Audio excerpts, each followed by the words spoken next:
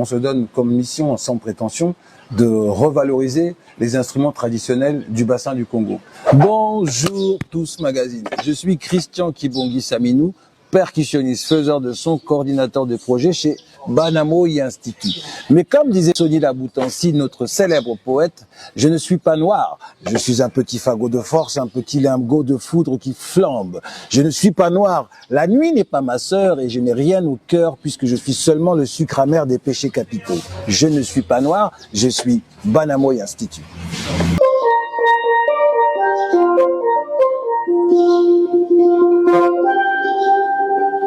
Alors ça, c'est la dernière création qu'on a fait ici dans le projet justement, c'est les fameux steel drums.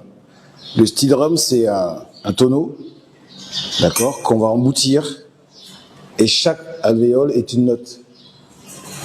Et du coup, lui, on l'appelle le ténor.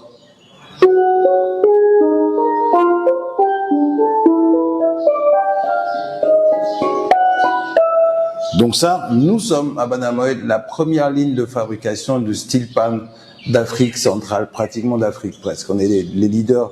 Il y en a peut-être une qui va s'installer au Togo bientôt, mais on est les premiers à faire ça. Donc c'est aussi l'envie de vouloir développer un nouvel instrument pour donner un autre son à la musique congolaise. Ici à Banamoy Institute, on se donne comme mission, sans prétention, de revaloriser les instruments traditionnels du bassin du Congo.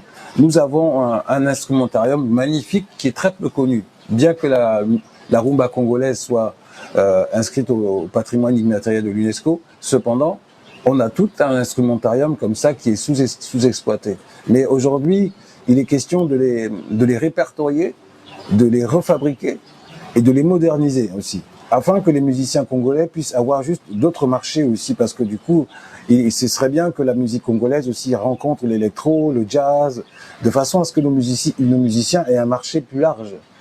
Mais donc on doit être capable de répertorier, mais pour se faire ça, il faut aussi faire pédagogie de ces instruments-là, comment on va les écrire, comment on va répertorier les notes, comment on va... Voilà, il faut faire pédagogie des savoirs qui nous sont transmis par nos ancêtres.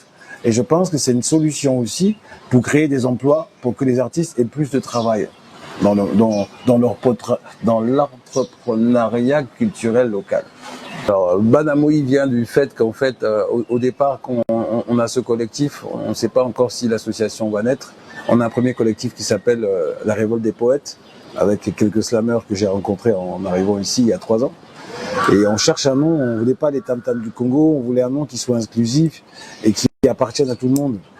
Donc on a cherché, et puis il y avait ce rapport avec l'eau, le soleil, le Congo. Et puis moi, le soleil, c'est quelque chose que tout le monde, que tout le monde voit. Il est chez tout le monde et il appartient à tout le monde. Et du coup, moi, comme j'avais pas un super lingala, mon lingala est encore au niveau CP2. Et du coup, on a mis l'idée et que les collègues ont traduit ce nom-là. On voulait un nom qui appartienne à tout le monde. Et le fait des enfants du soleil, pour moi, c'était important. Parce qu'on est tous des enfants du soleil.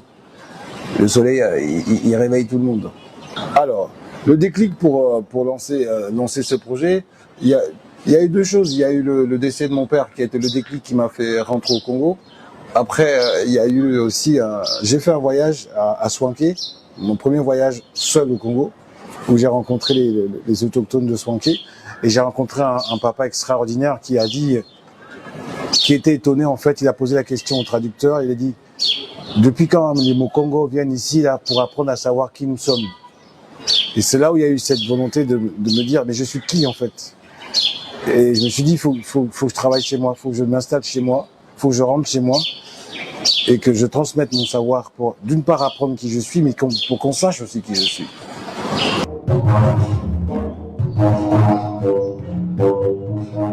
Ça, c'est quel instrument? Ça, du coup, c'est dans la famille des steel drums, là-bas, c'est les basses. Ce sont les basses qui vont avec ces deux éléments. Donc, on va en fabriquer encore plein. On est censé créer un orchestre où il y aura au moins 30 personnes. Ce serait chouette. Et comme on voit, c'est un tonneau. C'est un tonneau qu'on a travaillé de la même technique que l'autre. On le creuse. Mais les basses, ils ont moins de notes. Les basses sont moins... Je ne sais pas si je vais pouvoir vous montrer. Les basses sont moins creusées. Il y a moins de notes, en fait. Pour avoir justement la fréquence grave. Il y a beaucoup moins de notes que sur le ténor. Et après, on a, à côté du ténor, on a celui qu'on appelle il y a celui-ci là qui, lui, va être beaucoup plus médium grave. Le ténor est ici. Et lui, il va être beaucoup plus... Le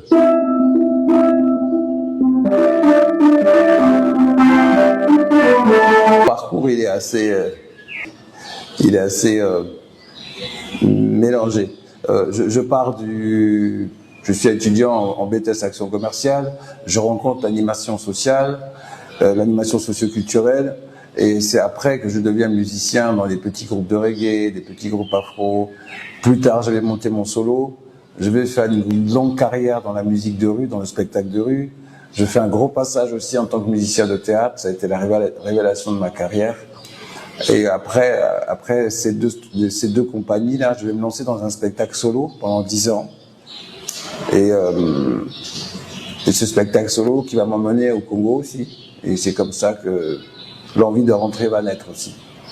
Pour moi, l'entrepreneuriat et l'associatif, c'est deux choses différentes. On va même dire opposées. Une association n'est pas là pour faire de l'argent et une entreprise n'est pas là pour faire du social. Moi, j'ai choisi l'associatif. Donc, du coup, je suis pas un entrepreneur, mais je serais plutôt un socio-gardien des traditions, dans le sens où l'idée pour moi en tant que dans mon mandat de président coordonnateur de l'Institut Banamoy, c'est de valoriser et de faire pédagogie du savoir-faire des savoir-faire qui sont les piliers, les fondamentaux de nos traditions. Et tous les autres pays occidentaux ont fait ont fait pédagogie de leurs traditions. Et quand on voit la Chine actuellement, voilà, c'est le summum de cette chose-là, que ce soit la France, que ce soit la plupart des pays occidentaux. Et il serait temps que nous, on en fasse autant. Dans nos traditions, il y a beaucoup de choses dont on doit faire pédagogie pour l'enseignement de la jeunesse, pour plein de choses en fait, pour la vie dans le quotidien, pour le vivre ensemble, pour la valorisation des savoir-faire féminins. Tout ça, c'est dans nos traditions, mais on n'a jamais fait pédagogie de ça. Jamais on a écrit un livre qui met en avant les savoir-faire de ce qui sont les fondamentaux de nos traditions. Donc oui, plutôt gardien des traditions, oui. Même, on va dire, valorisateur et collecteur de nos traditions.